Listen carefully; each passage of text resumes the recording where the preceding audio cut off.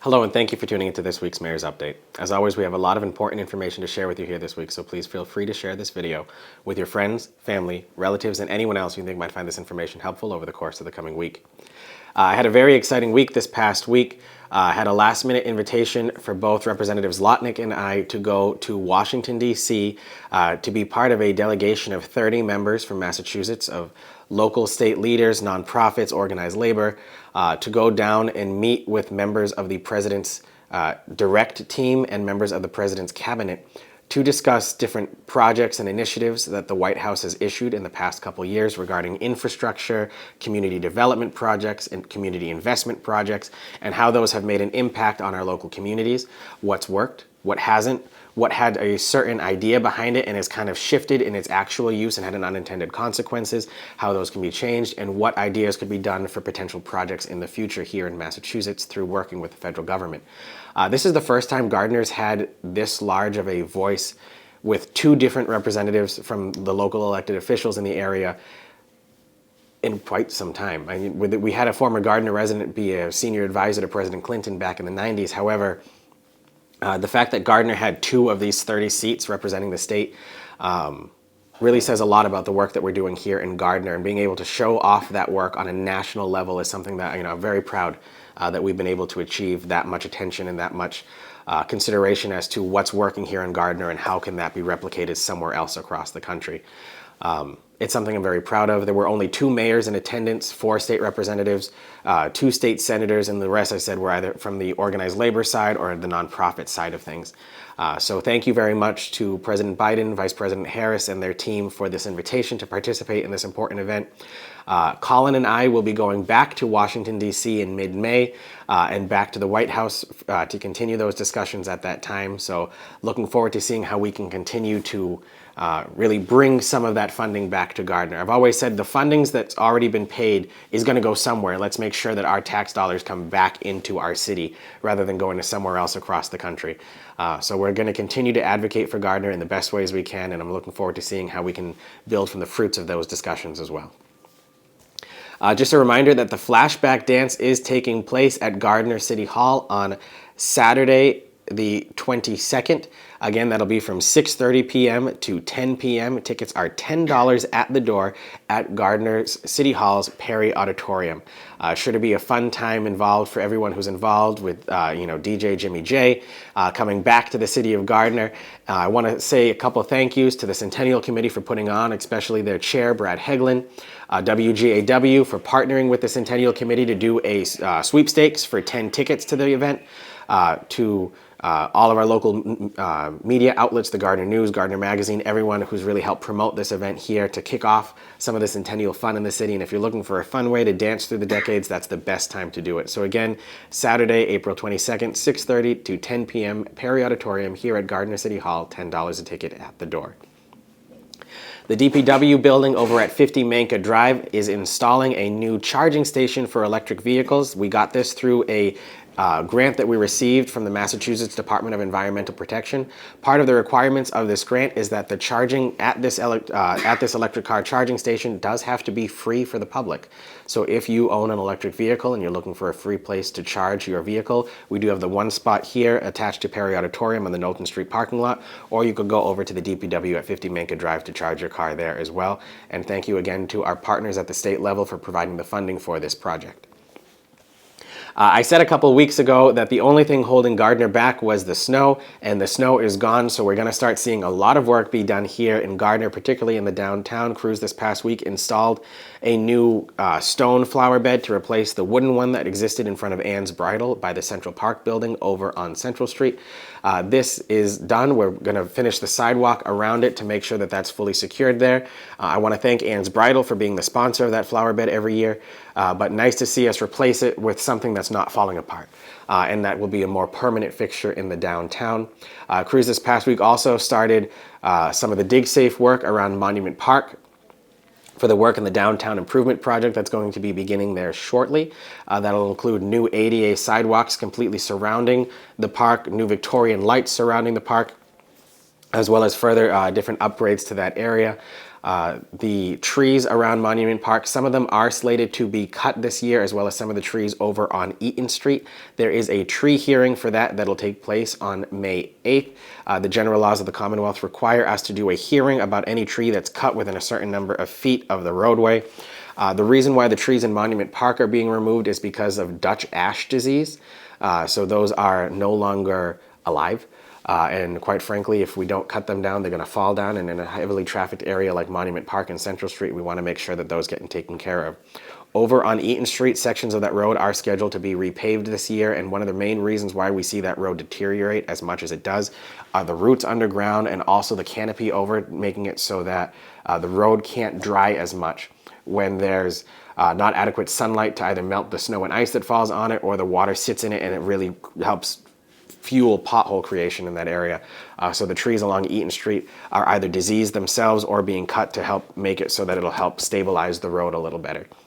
And again, the hearing for those tree cuttings will take place on May 8th. There is a fountain that will soon to be installed over in Bullnose Park. Some of the trench work for the electricity associated with that fountain is being done. So if you see DPW crews out behind the 3 flags in between the Velvet Goose and Parker House of Pizza in front of the Bullnose building, that's the work that's being done over there. The work in Orpheum Park will begin after the Arts Festival that's set to take place on May 7th. So there's a lot of work that's happening in the downtown area. If you have any questions on anything that's being done over there, please call my office and let us know.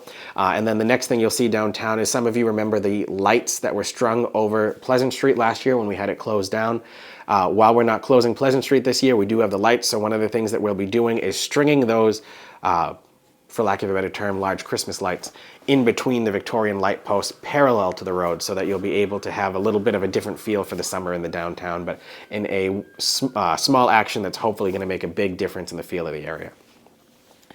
The Keep Gardner Beautiful Committee will be having their annual Earth Day litter cleanup on Saturday, April 22nd, from 8 a.m. to 12 p.m. Headquarters for that is in the Gardner Plaza parking lot that's over by Staples. So if you're interested in participating, stop by there in the morning and get your bucket and your litter grabber. Diane LeBlanc, who won Citizen of the Year several years ago, will be coordinating that again with, the Keep Gardner Beautiful Committee. If you are interested, you can reach out to her. That'll end at 12 p.m. Also available at that site this year, which is new, is Staples. Throughout the year does their own recycling program. You can recycle any electronics besides televisions, old binders, old notebooks, things of that nature for free at Staples. So they will have a collection site at that location as well. The DPW will soon begin marking and flagging the new disc golf course over in the Pearly Brook area of the city. This is being done in conjunction with the city's forestry management plan. Part of the things that are required per DEP and EPA regulations is that certain trees around certain water sources do have to be cut on a rotating basis. So one of the ways we're going to be doing that this year is cutting the trail for our new disc golf course. If you have any questions on the disc golf course, where it's going, how it'll be laid out, you can feel free to contact our DPW at any time. Like I said, those flags should start to be seen in the area pretty soon. The Massachusetts Department of Transportation has informed us that they will be paving Route 2A from Conant Street all the way to the Templeton border over in that area of the city by Salvador Auto, Gardner 10 Pins, the former Gardner Agway for site, the Garden Center, all the way, again, past the PACC to the Templeton border. So that's quite an investment in the city that the Commonwealth will be doing there. And they tell us that they expect to start as early as next week, potentially. So within the next week or two, if you start seeing construction out in that area of the city, that is what's going on over there. So thank you very much to our partners at the state for their continued investment here in Gardner. Bailey Brook Park's construction of the new playground for those who are 5 and under and the new pickleball court has begun over there in that section of the city off of Leo Drive. So if you start to see construction crews out in that area of the city, that's what's going on over there. It's really nice. This is our first 5 and under playground in the city and our first pickleball court. So it's nice to see just something different happening in the city and adding the amenities that we offer to people who live in the area. With that said, too, the DPW did just purchase a new apparatus that can go in front of our front end loaders that will help clear our trails. So I understand that some of the trails over in the Bailey Brook Park area have become overgrown, as well as some other areas of the city. So hopefully with that piece of equipment, we'll be able to clear those, get everything cut back, and make those trails a lot more passable and enjoyable for people who want to be hiking out in that area. On June 28th, we want to give you a heads up that the Council on Aging and the Gardner Senior Center will be having their annual volunteer appreciation event with this year's special guest, Mr. Mark Guerin, president of Hobart and Williams College, who is now, who was formerly an aide to President Clinton over at the White House that I mentioned earlier in this call here. He'll be coming back to Gardner to be the guest speaker at that event. So looking forward to welcoming Mr. Guerin back to Gardner and thanking all of our important volunteers who help us out year round over at the Gardner Senior Center. The Voices of Truth, the Gardner Domestic Violence Task Force, the Gardner Community Action Team, and Veronica Patty, our prevention coordinator with our health department, are going to be organizing a pause walk over at the Gardner Dog Park on Saturday, April 29th. Now, this is an event that's being used as a fundraiser to help have funds available that if someone is a victim of domestic violence and they want to move out of the dangerous situations they are in, but are concerned about what to do with their pets and not wanting to leave their pets in that dangerous situation and that causing them to not leave the situation that they're in. This fund will help kennel the pet, be it a dog or cat or whatever, in a facility so that there's time to help it, so that the person who's a victim of domestic violence in those situations can find a place to move out, find a place that safely store their animal, and then find ways to continue on a path forward outside of the situation that they were in. So it's a very important event there, and I want to thank everyone who's involved and thank them for bringing that to Gardner and the work that they do to help some of the most vulnerable people in our community year-round.